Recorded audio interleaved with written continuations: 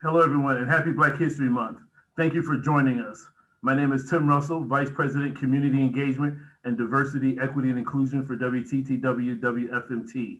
And welcome to today's Chicago Tonight Black Voices, a WTTW News Community Conversation. WTTW's purpose is to enrich lives, engage communities, and inspire exploration. With WTTW News Community Conversations, we hope to surface and spotlight people, ideas, and stories behind the headlines by creating a forum for residents, community-based organizations, community leaders, and residents to have authentic conversations. Co-anchor for Chicago Tonight and Black Voices host Brandis Friedman will moderate this evening's discussion, which will shed light on Black women, the power they hold while overcoming adversities specific to them. Lead sponsor for Chicago Tonight Black Voices is provided by Fifth Third Bank. Additional support is provided by Gertrude and Dane and James H. Wooten Jr., the Joseph and Bessie Feinberg Foundation, the Abe and Ida Cooper Foundation, Greenberg Troic LLP, Nicholas Anton, Judy and John McWhorter, and Haranda and Paul Donahue. Before we begin, let's watch a clip from WTTW's DuSable to Obama, Chicago's Black Metropolis, which explains how this annual February celebration began. DuSable to Obama is an award-winning 90-minute documentary produced by our very own Barbara Allen and Dan Andrews. To watch the full documentary, please visit WTTW.com and search DuSable to Obama. Now let's watch the clip.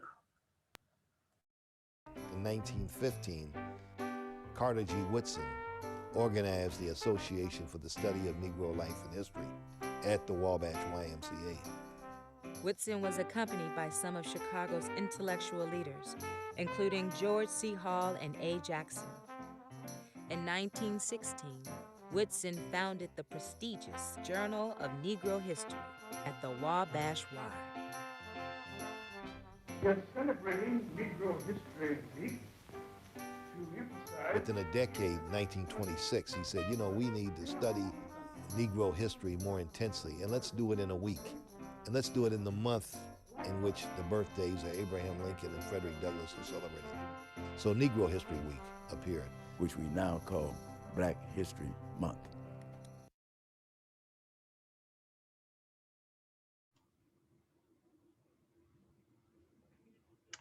Hello, everyone. I think everybody can hear me and see me. I'm just gonna keep going, just because it's virtual and I think you guys are with me. So hello and welcome to Chicago Tonight Black Voices, a WTTW News Community Conversation. Thank you for spending your evening with us. As Tim Russell mentioned a little while ago, I am Brandis Friedman, and tonight we're shining a light on Black women, the power they hold while still overcoming those adversities that are specific to them. From Harriet Tubman to Rosa Parks to Marsha P. Johnson, Stacey Abrams, Black women continue to be key leaders in our communities. And so we've got some awesome women leaders who are joining us tonight. We're gonna get into that in a little bit. You all know that you are in listen only mode right now, but that doesn't mean that you can't be part of the conversation. I do wanna hear from you and what your questions are. So please chime in the chat function with those questions, and I will absolutely be able to share them with our guests. So to join me in getting into this conversation, let's introduce our guests and thank them for taking some time out of their busy schedules to join us. First is Felicia Davis, President and CEO of the Chicago Foundation for Women. Welcome back, Felicia. Sorry, I know the routine. Thank you for having me. We'll get there. It's okay. Michelle Duster, author, activist, and great-granddaughter of Ida B. Wells. There she is. Hi. Thanks for having me. LaSaia Wade, founder and executive director of Brave Space Alliance. Hey there. Hello, thank you. Of course. And Dorri McWhorter, CEO of the YWCA of Metropolitan Chicago. Thanks for joining us, Dorri.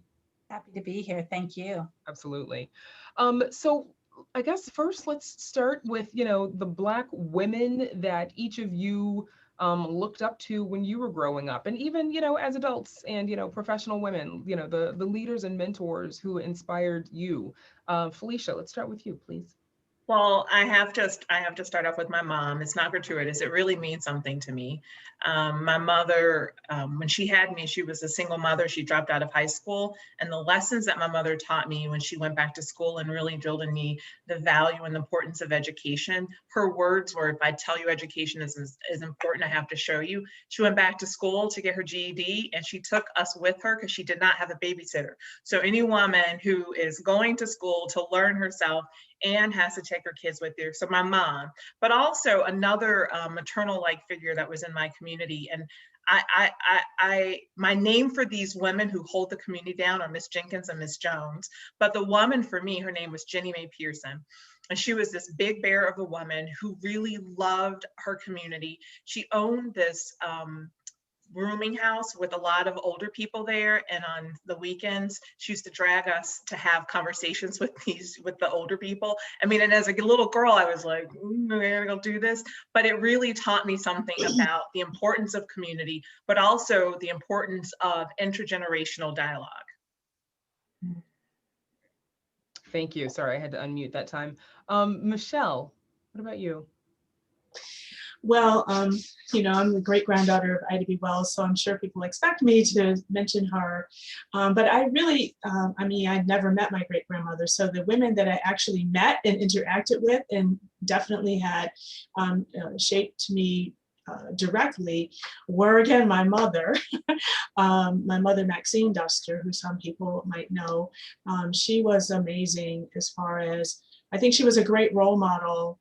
Again, like Felicia said, my mother went to school while I was growing up. She got her 2 master's degrees.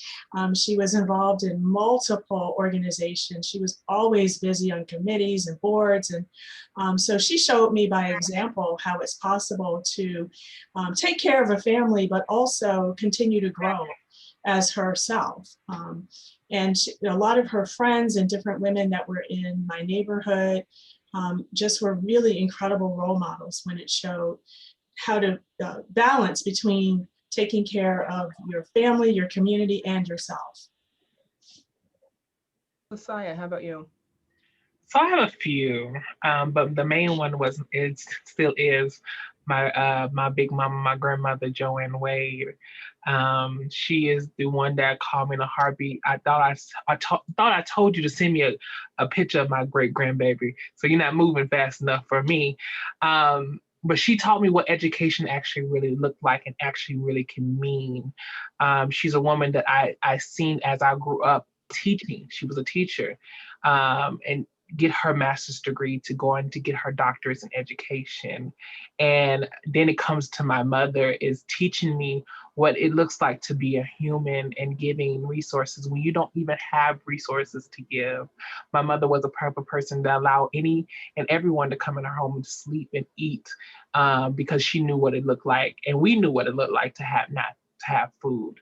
Then it goes to my gay mother. I have to speak about her, Valerie Spencer. She taught me how to be a happy trans woman and what it looks like to rejoice in your womanhood, but also not demonize yourself for your transness as well, and how you can push through and you're not belittled up under anyone. And my ancestor that I truly am indebted to is Mary Jones. Mary Jones was the first Black trans woman in American history to be written down in documentation, saying that I never had an issue with me dressing this way until you told me there was an issue with me dressing this way. And that right then and there told me that queer and trans people had a place in Black society and had a place within Black communities where, as we've seen, white supremacy has taken that history from us and tried to wipe it away. But a Black trans woman had got that documented down, and there's nothing that anyone can do about that. Thank you. Dorri, last but not least. Absolutely. And so I'm going to follow the trend tonight. It is definitely both of my grandmothers. So my maternal grandmother as well as my paternal grandmother.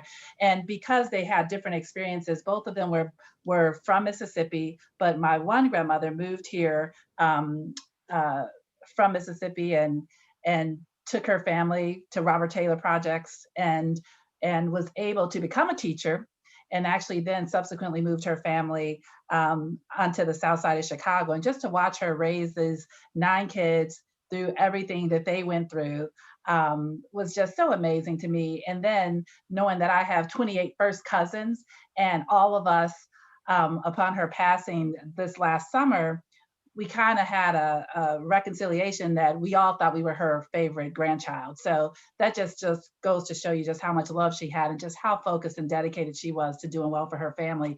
And then my other grandmother, my father's mother, grew up and raised her family in the projects in Macomb, Mississippi, so really far south in Mississippi. And what was so amazing about her was that she was a domestic, but she was such a lady and was an Eastern Star and was just such a dignified woman. And she actually was a domestic to the local judge. And so when the police, we were talking about police earlier, but when the police took my father in the back of their car and threatening him, he was able to say, y'all call my mama. And she called the judge and said, y'all better let that boy go. And so it's just the power and the silent grace and dignity and power that she had that has always been such just a role model for me. So both of these women have absolutely shaped every bone in my body, both literally and figuratively, by being who they were and just being such amazing women my entire life. Wow, those are great stories and very inspiring women, all of them. Sorry, my computer makes noise without asking me sometimes. So Michelle, how would you say Black women came to be such important figures in the community? Wow. I know it's a big question. Are we rising to meet a need? I think that just our history in this country, as Black women, were really not given any type of deferential treatment over Black men. From the historical standpoint of enslavement, Black women were in the fields the same as Black men. And if they weren't, then they were in house slaves or in the house where they were violated in different ways. And so I think that the experience of Black women, makes it so that there was a need to always stand up for themselves because there wasn't really any protection. Black men under enslavement weren't able to really protect women in the same way that some other men could protect their women. So I just think our history is so different that Black women have had to historically and probably passed down through the generations an attitude of like, you have to make sure that you take care of yourself. And with that, Black women have also become a very powerful voting bloc in this country, almost a monolith, not quite, obviously, but close. Felicia, how instrumental would you say Black women were and are in elections, both locally and nationally? Well, we can just go back to the most recent election, the presidential election, and the election of our first female vice president. So Black women overwhelmingly voted and brought that ticket to victory. Over 91% of Black women voted for the ticket. And in a lot of ways, today there's lots of conversations about what policies and what's the payback?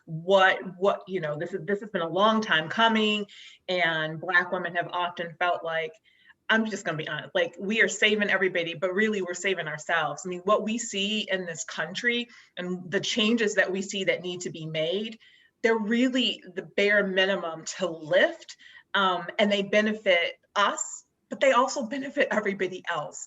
And so really this grand calling almost that Black women have. And Michelle said something that made me think about it. So I watched I'm a little behind, the first installment of the Long Song on Channel 11 this weekend.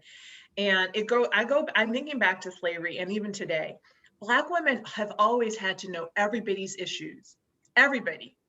have always had to problem solve for everybody, not just themselves. And that kind of like, when you look at that history, when you read narratives, you see this like this wisdom. That wisdom came from this deep learning that was kind of forced and thrust upon Black women for their very survival. Like, I have to know what the master wants, what his wife wants, what the kids want, what I have to know all of these things, how people are coming to me, who I had to be aware of motives. I had to pay attention to the sounds of the, of the grass, or if I'm in the sugar, wherever I was. So I think that kind of like deep learning and this hyper awareness and understanding for all the issues or everyone's issues is with us still today.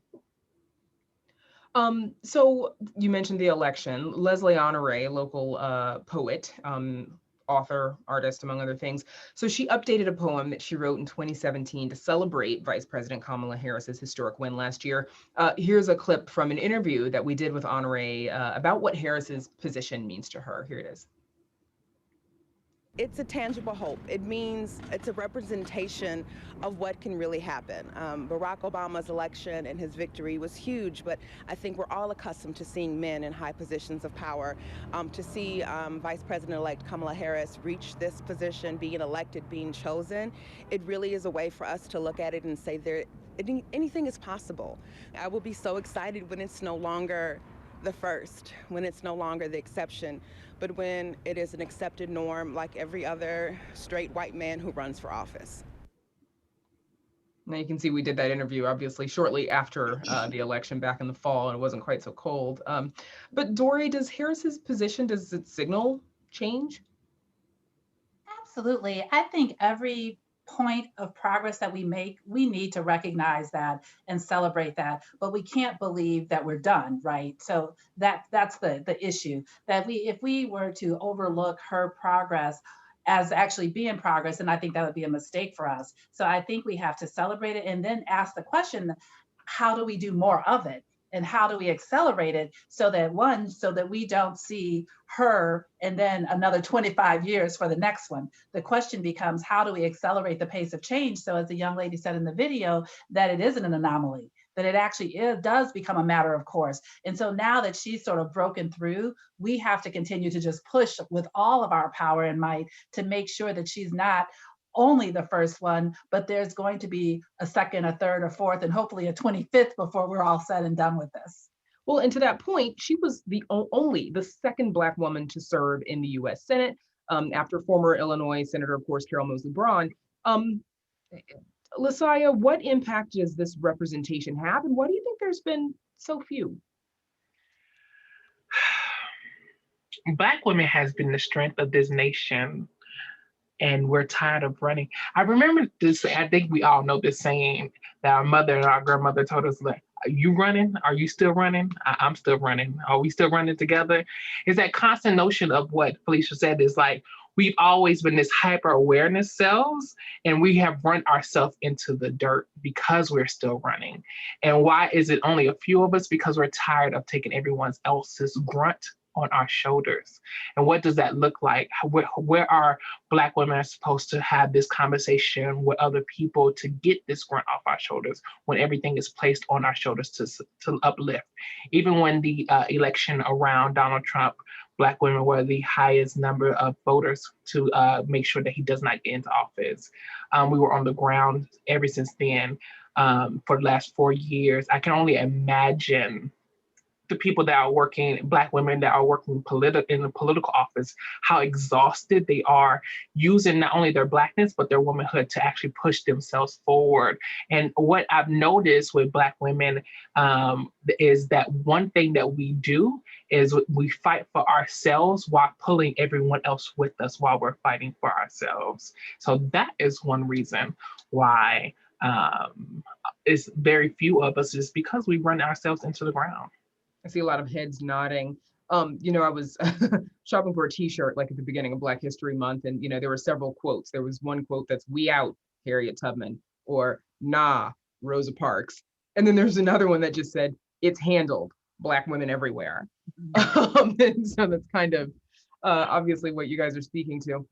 So I see we've got a couple of folks that are chiming in on the chat. Thank you very much. I want to remind those of you who are joining us that we would love to hear your questions as well. So you're welcome if you'd like to submit a question or a comment to drop that in the chat and I can share that with everyone. So thank you.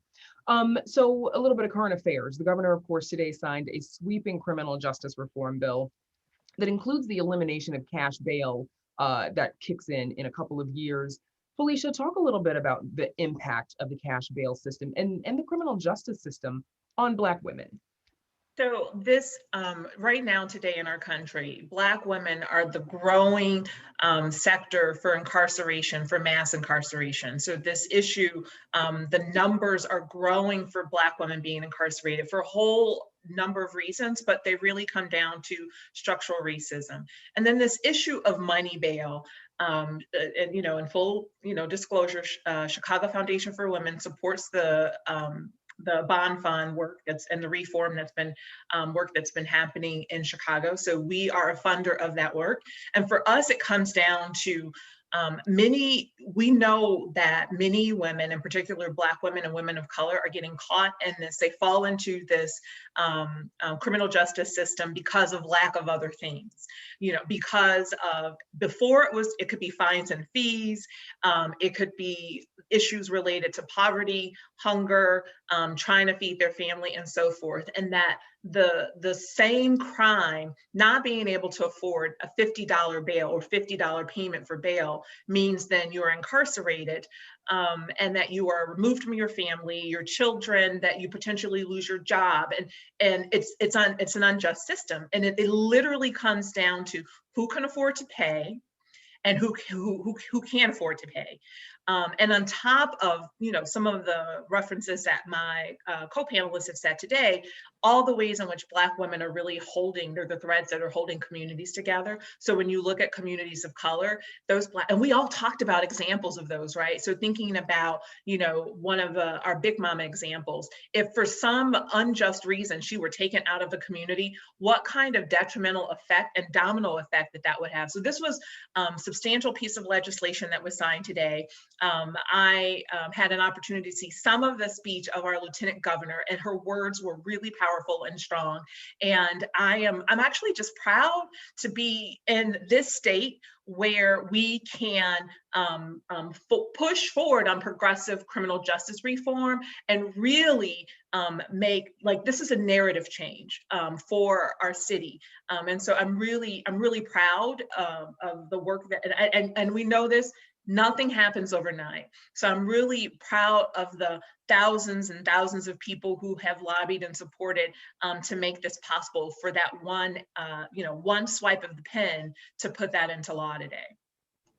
I mean, and you mentioned obviously the incarceration rates for Black women that are growing for various reasons, but also, we know that the overwhelming majority of people who are incarcerated, be they, county jails or state prisons, are Black and brown, mostly men, which means if someone is in jail, it is likely a Black wife or a Black sister or a Black mother who is probably putting up the house for collateral for bail with the bondsman or whatever the case may be. So, I mean, is that another way that Black women are also impacted, obviously economically, and trying to support the family member who has been, for whatever reason, caught up in the criminal justice system? No, absolutely. And even though our systems in Chicago are Cook County, so it's the Cook County Jail, it's the JTDC is a Cook County facility. But when you look at, and I remember saying this once, I worked in public sector for a long time. Then why are all the people who are incarcerated? Because the county includes places like Arlington Heights and Schaumburg, like all of these other diverse places. But the people who are imprisoned in those facilities or detained in those facilities pre-trial, without evidence or anything being held, are overwhelmingly Black and brown people from Chicago, and mostly from the south and west sides of Chicago. If that doesn't let people know, this is a county-wide facility, the county is rather large, but the people who are in those facilities, it really speaks to, the numbers themselves speak to this kind of structural issue that persists, it has persisted. Michelle, as you mentioned earlier, of course, your great-grandmother, the trailblazing journalist and activist Ida B. Wells. We discussed your new book on her a couple of weeks ago as the first selection for the Black Voices Book Club initiative or series that we're doing. But what similarities would you say exist for Black women between the past, obviously, when your great-grandmother was working against violence and white supremacy and systemic racial injustices? How would you compare that to now and what women face, Black women are facing? Wow. Well, what Felicia said, I think, is pretty much a good example of what people were dealing with, 100 years ago. I can give one specific example, well, actually two specific examples that my great-grandmother, was involved in. One was, there was a guy named Fraser Baker in 1898 who was a high-ranking postal worker in Lake City, South Carolina. And the white people had a problem with a Black man having any kind of authority or power. And ultimately, they ended up murdering him and one of his children. There were a total of 5 children. And so you have the breadwinner of this family who is killed based on racism. And so then this woman is left with all of these children without her husband, and no justice whatsoever for the fact that her husband was killed. And my great-grandmother actually went and talked to William S. McKinley, President William S. McKinley, in 1898 about making lynching a federal crime because this man was a federal employee. And here we are in 2021, and we still don't have that legislation. So there we go.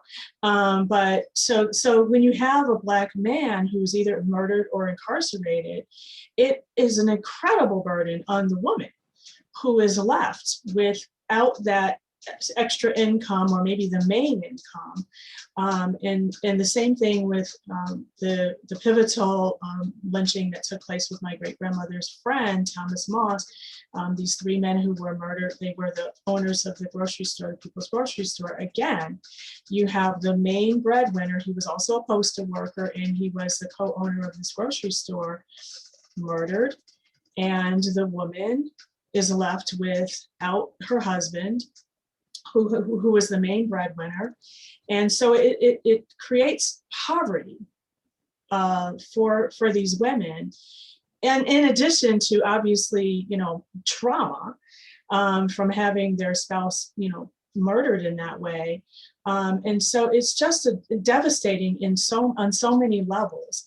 And so, sort of circling back to the first question, like, how do women end up being community leaders?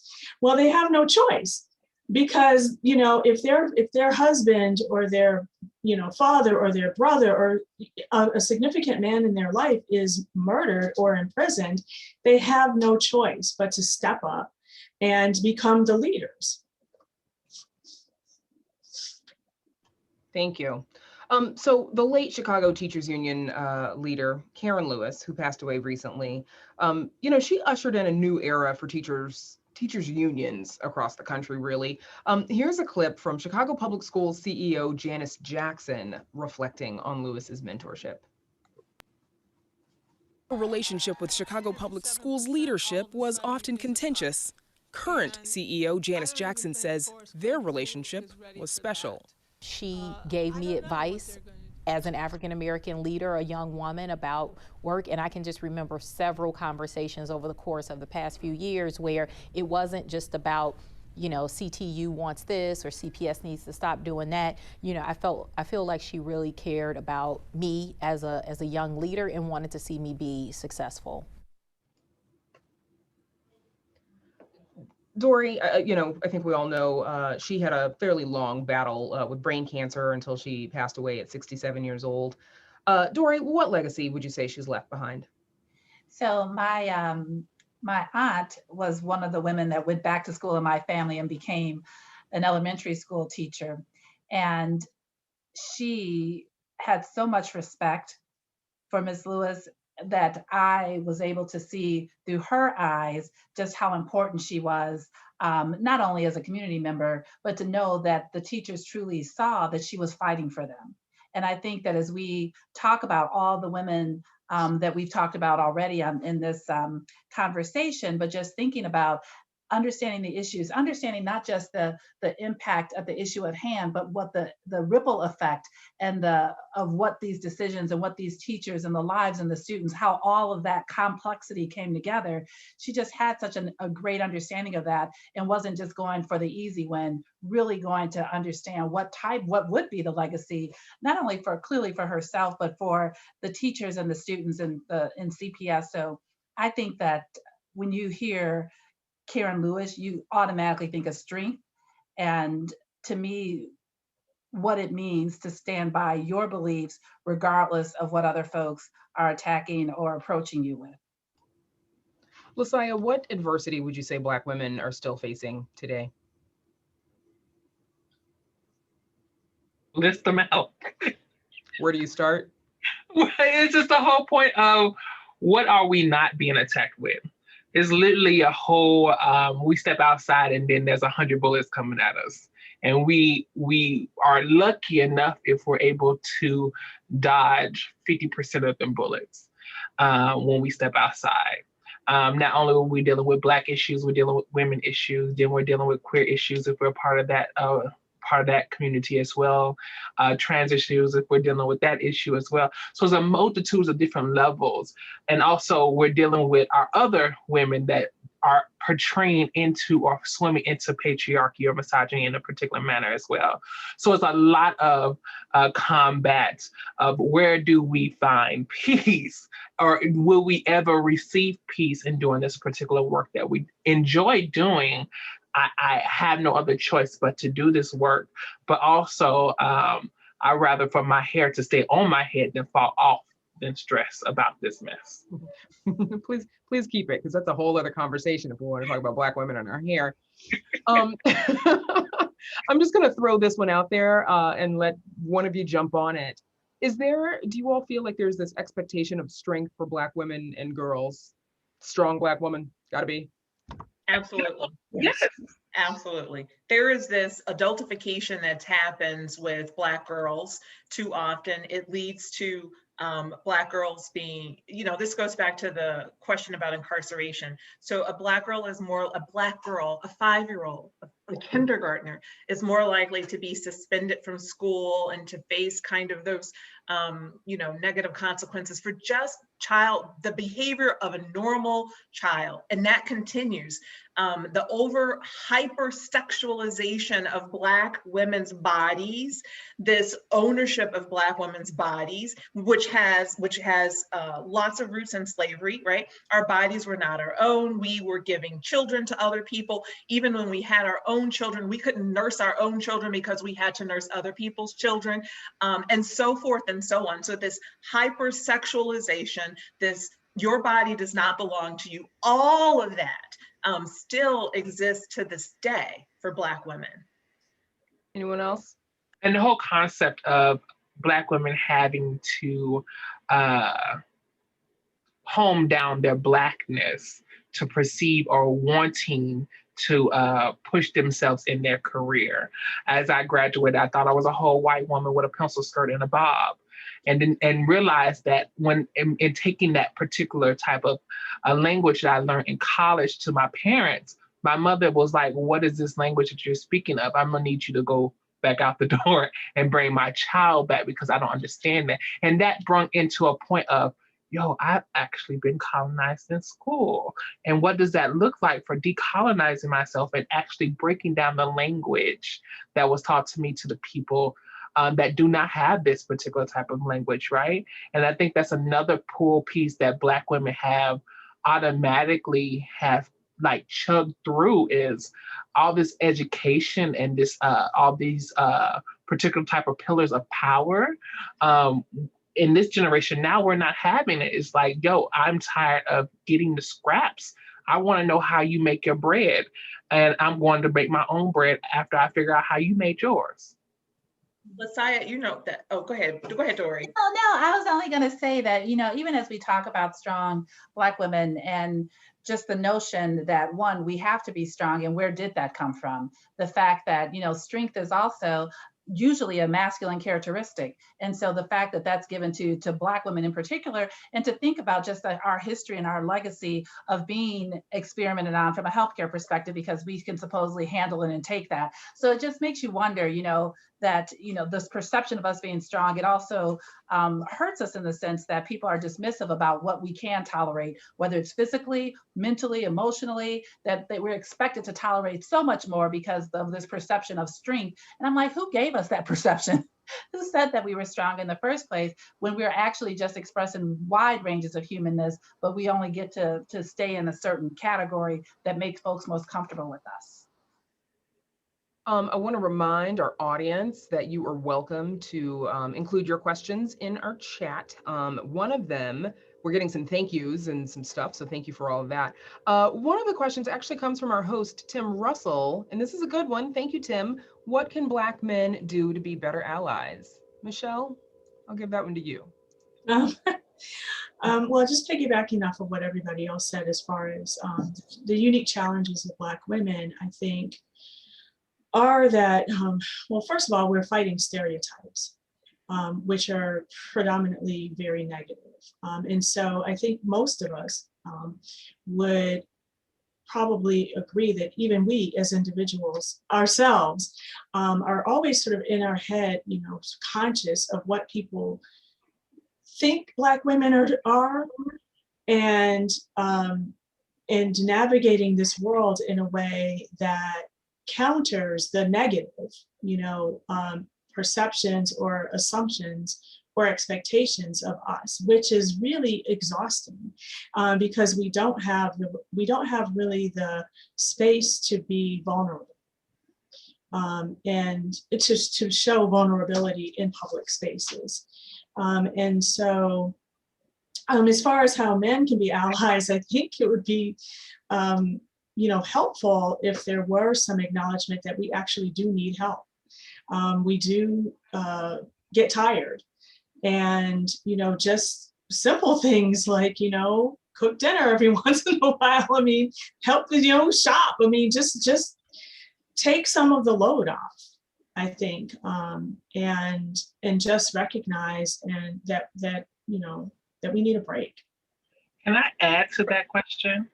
I have a unique experience. Sometimes men need to do the work themselves. And explicitly as a trans woman, cishet men, and explicitly Black cishet men, are killers. And we are the main ones out there marching, fighting for them, putting our bodies on a line for them. And yet we are belittled and beneath them and not seen as women or humans walking beside them trying to save their lives. Sometimes it looks like them sitting down and reading a book and getting the understanding of unlocking their own chains without actually pushing us to unlock their chains for them. It does not look like me wasting my time to continue to fight for you and put my body on the line for you when you wake up every morning thinking about, do you need to get rid of me in a particular type of manner? We're marching out there with you and beside you, but it also looks like you picking up a book and reading it yourself. And Brandis, can I say too, this goes back to the earlier point I made about Black women having to know everybody's issues. So I want to say to the Black brothers out there, think about the Black woman that's closest to you in your life. Think about all the ways that she is holding you down. And I'm going to ask you a question you need to ask yourself. I'll wait. No, I'm just joking. I'm going to ask you a question. Can you name her stress? Can you name the challenges that she faces, fill in the blank, at work, with the kids, whatever the blank is? Can you name her closest friend? Can you name her dreams? Can you name her deepest fear? Can you give voice to the things that she has, I'm sure, told you? Because we tell you, we show you, and we tell you. And so men, I think, have to stop Black men have to stop and recognize that, because LaSaia makes a good point. Y'all understand, Black women have literally thrown their bodies against everybody's problems. And it is time to say thank you, because the battles that are being fought and won overwhelmingly are being done so by Black women. And so, brothers, I'm calling you out. If the woman closest to you can't answer any of those questions, you need to do some homework.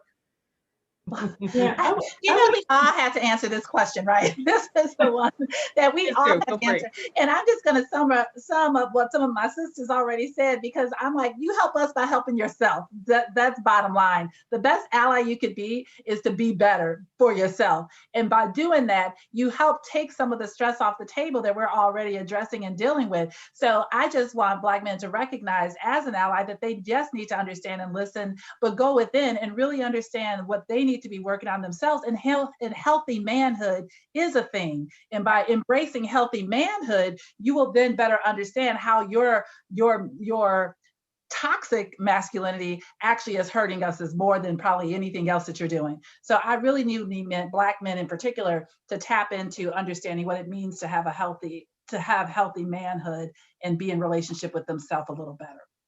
Yeah, I just want to add one thing really quickly. I think that I'm sure we all have experienced this sort of competition, with men, where they have this, well, it's hard to be a brother out here. Y'all have it easy. Women can get jobs faster than men can, and y'all don't have to deal with this, and you're not a suspect. And all of this nonsense about who has it harder. It's like, we both have a hard time in different ways. So stop competing with us and just actually listen, like Felicia said, listen to what our unique challenges are, and not try to act like it's no big deal because it's different than what you're dealing with. I think the brothers are going to have something to say, which means they're probably going to have to be the next community conversation for Black voices. Because we got some impassioned responses. We do have time for a couple of more questions. I'm going to take one that someone submitted in the chat, and then I've got one more that I'll probably close this out with because we're running out of time. But Sister Ya is asking, she says, greetings, I am with NBAC, and that stands for National Black Agenda Consortium Chicago, and the Big Mama Movement of Chicago. How can we support each other to get better? Any takers? Question is, what do you mean by get better? Better mentally, better physically, better spiritually. Or to work better together and to have a bigger impact. Together. I just think it's important, like, Black women already see each other. Black women, when it's a joy being on the panel like this, right? It's a joy for me being able to talk about Black issues and Black women issues with other Black women, but also seeing them in the same room, seeing them in the same organizing base, seeing them in the same like leadership modes. It feels good because I already know that you're going to somewhat similarly going to talk about the same issues that I'm already going to have, that I already have, right? And maybe I might have to throw in there some LGBT or possibly trans or whatever that looks like. But I just think it's imperative in that moment that we already acknowledge each other. But I just think right now, while we have the downtime, is to love on each other. I think it's a different understanding to have drinks and to be able to relax with each other, be able to talk about either our children or how stressful our job is, and homing down off of that. Like Michelle said, that attacking each other motion of figuring out whose priorities is more than others. I think in this time, in this climate, before any and everything, is to figure out how that we can heal each other without trying to find someone to heal us. A lot to talk about, but we're running out of time. So I'm going to leave our audience with this one question. Obviously there has been a lot of progress made, but then there's still some work to be done, right? Like as Black women, a lot of firsts have been achieved. but there's still more. What would you say to young Black leaders who are watching about the path ahead? Michelle, can I throw that one to you first? Wow. I mean, I just feel like we all need to, basically what LaSaia said, to support each other and to hear each other and to recognize that we all are human. We all have a wide range of emotions, and we need to give each other space to be our full selves and not, sort of cardboard cutouts of what people think we should be. So I just think that would be very freeing. Brandis, can I add there are multiple generations of women in this conversation right now, us. And earlier today, before we came on, LaSaia was talking about the beauty of this generation that's being born today in the context of a pandemic. And we were talking about that.